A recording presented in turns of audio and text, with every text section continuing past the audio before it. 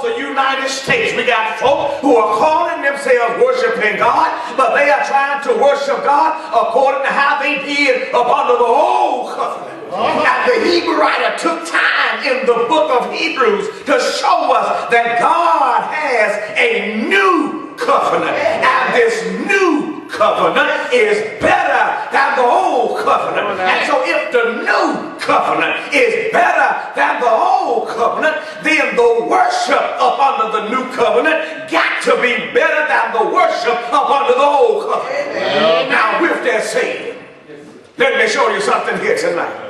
If you're going to be in worship and offer something to God by faith when it comes to music, you got to do without instruments. Amen up in here. The new covenant worship is better than the old covenant worship. Come on now. Up under the new covenant worship, God wants us to sing. And don't make no melody on no piano. Don't make no melody on no organ. Don't get no guitar picker up in here, up in here. If you're going to please God tonight, you got to worship Him with the vocal music He created you with, and that's your voice. Ephesians chapter 5 and beginning at verse number 19, speaking to yourselves in psalms and hymns and spiritual songs, singing, making melody in your heart unto the Lord. Colossians 3:16, let the word of Christ dwell in you richly in all wisdom, teaching and admonishing one another how in psalms and hymns and spiritual songs, singing with grace in your heart unto the Lord. 1 Corinthians 14:15, Paul said, I will sing with the Spirit. I will sing with the understanding also. Hebrews chapter 13, verse number 15, by Him therefore let us offer the sacrifice of praise to God continually. That is the fruit of our lips, giving thanks to His name. Hebrews chapter 2 and verse number 12, saying, I will declare thy name unto my brethren in the midst of the church when I sing praise unto thee. God up under the new covenant don't want anybody plucking, beating, or tapping anything. When it comes to offering God worship through song, God wants vocal a cappella music. Not only that, not only must your singing be by faith, but your giving got to be by faith. Hello up in here.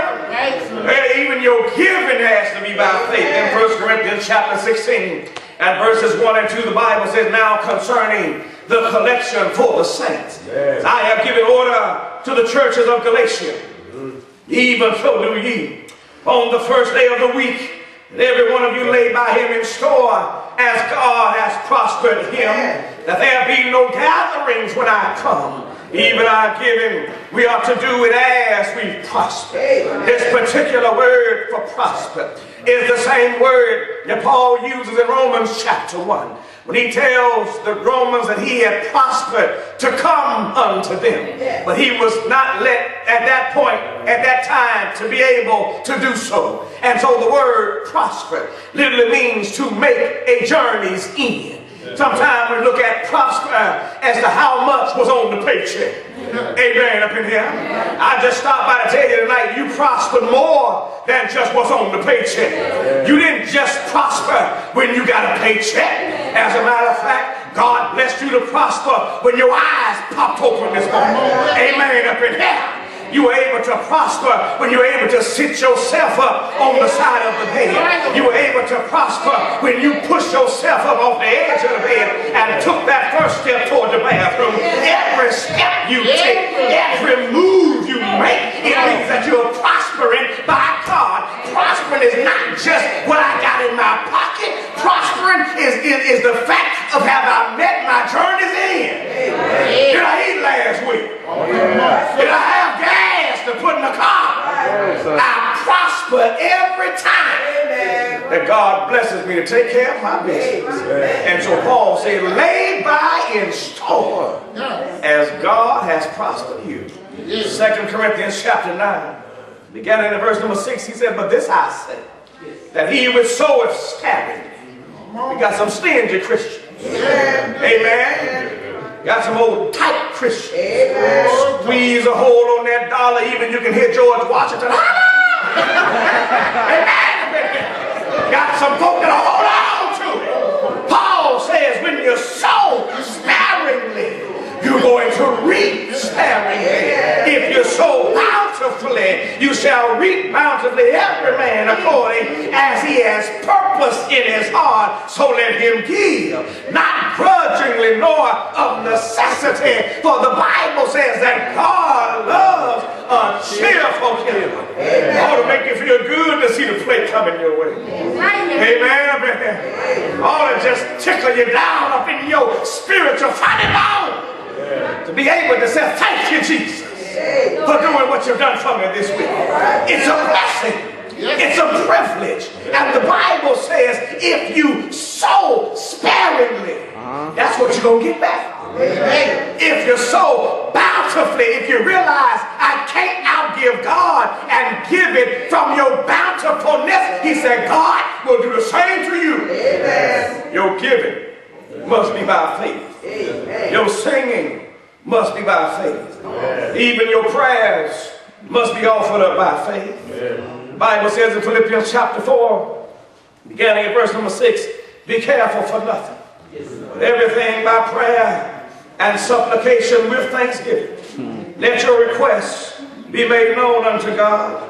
He says, and the peace of God, which passeth all understanding, shall keep your hearts and minds through Christ Jesus. James puts it like this in James chapter 1 and beginning in verse 5, if any of you lack wisdom, let him ask of God, that giveth to all men liberally and upbraideth not. James says, and it shall be given him. But let him ask in faith. You've got to ask in believing that God will answer. Ask in faith, nothing wavering. For he that wavereth is like the wave of the sea, driven with the wind and tossed. For let not that man think he shall receive anything of the Lord. The Lord knows a double-minded man. He's unstable in all of his ways. Don't you dare come to God hoping to receive something from God and then doubting all the time whether or not God is going to provide. God said the mere fact that you doubted him means that you're not going to get what you're asking for. When you come to him, he wants you to ask in faith. He wants you to trust him enough to know that if I'm asking and according to his will, he hears me. 1 John chapter 5, 14 and 15. He says, and the benefit of God hearing me is that when he hears me, I know I shall have the petitions I desire of him. My giving must be by faith. My singing must be by faith. My praying must be offered up by faith. And then my listening to the preached word has to result in faith.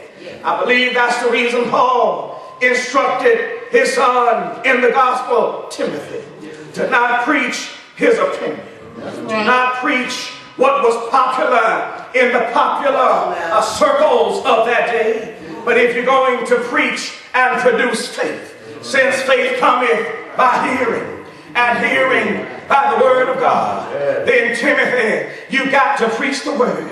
Paul says, I'm charging you, Timothy, before God and before the Lord Jesus Christ. I'm charging you, Timothy, before those who shall judge the quick, the living, and the dead, at his appearing and his kingdom. Paul says, preach the word. I want you to preach it in season and out of season.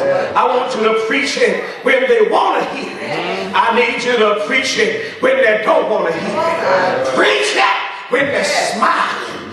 Preach it when they're frowning. Preach it when they're saying, preach, preacher. Preach it when they're saying, hush, preacher. Go on and preach the word. Preach it out of season. Preach it out of season. I need for you to reprove, rebuke, and exhort with all long suffering and doctrine. For the time will come when they will not endure sound doctrine, but after their own lust shall they heap to themselves teachers, having itching ears. And as long as they get in their ears, scratch Timothy, they're going to turn away their ears.